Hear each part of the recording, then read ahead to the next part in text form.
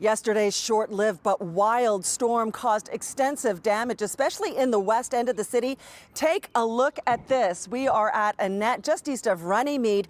Two huge trunks completely uprooted, one of them taking out this little Mazda here and knocking out power, too. You could hear it. It was loud, a massive pop and just explosion. And when the power went out, I'm like, oh, let's go check out and see how everything went. And that's when I saw my poor baby crushed. Besides the car, the tree damaged part of a fence but missed the houses, and miraculously, no one was injured. It's just so lucky that nobody was hurt. Exactly. That's the craziest part. You look all around and you see that it's these huge trees, right? Super long. And they managed to not really damage anything important. You guys are without power?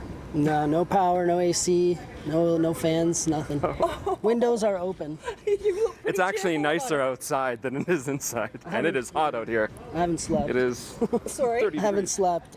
The tree near High Park is just one example of the havoc the storm wreaked yesterday.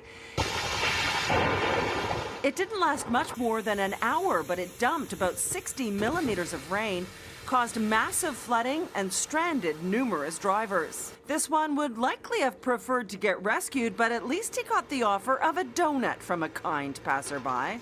Sir, are you okay? You hurt? Yeah. Dozens of trees and branches were brought down in the high winds, which also caused power outages. Emergency crews were kept hopping into the night and beyond as the cleanup hits high gear. Very quickly, it was back to the scorching hot temperatures. A heat warning was issued again today in Toronto. Environment Canada says we've already had 18 days at more than 30 Celsius this season, which is way above average, with more to come. We're going to be counting these number of hot days from really right to Labor Day and beyond. Dave Phillips says even with yesterday's rain, we're still well below normal precipitation levels. And the extended hot days coupled with very warm nights creates a risk both to health and to crops. I think that's a concern. That's almost the invisible concern, is the fact that we're into a drought situation.